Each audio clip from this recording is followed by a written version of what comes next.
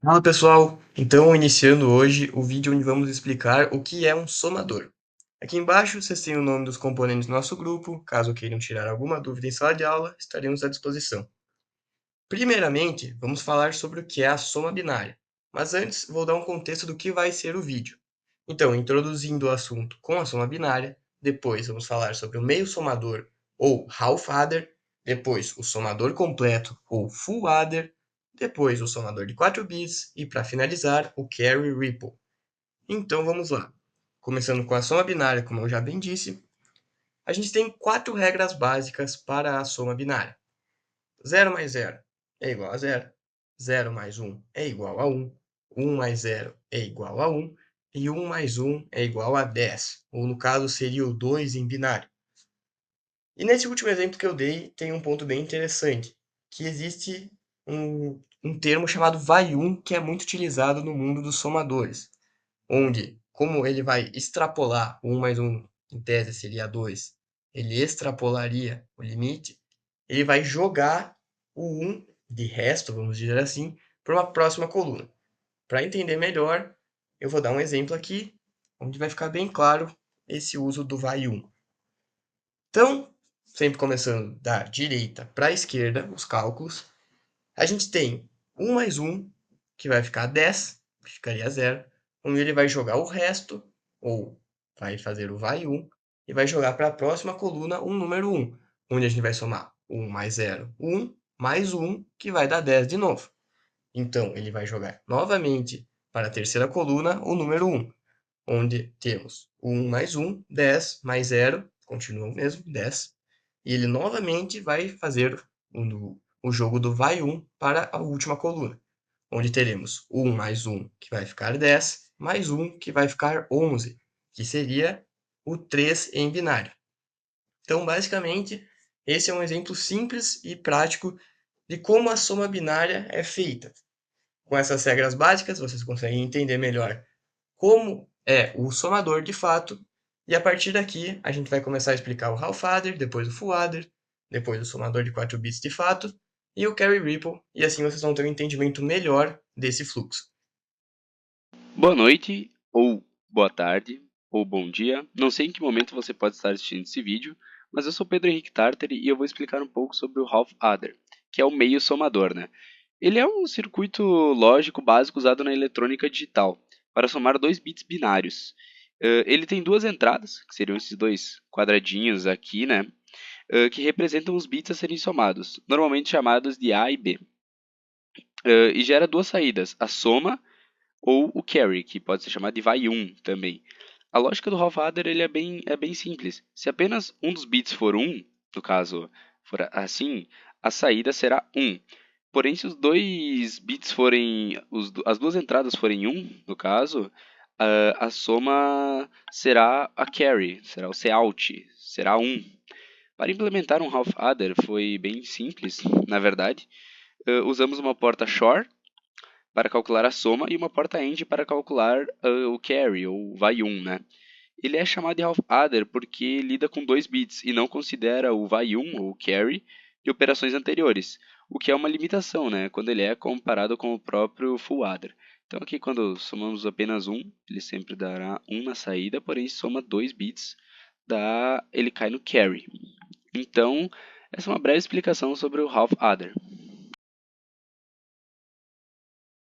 O que é o somador completo?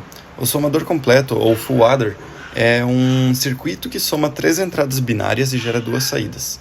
Ele gera a saída de soma, que representa a soma das duas entradas, e a saída de carry out, que representa o vai 1, ou seja, o bit de transporte para a próxima posição de bit.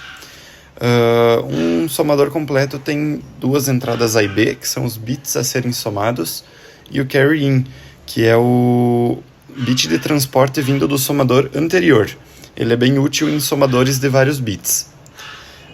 O resultado da operação XOR entre A e B é uma soma parcial, que então é combinada com o carry in para você ter o resultado final da soma.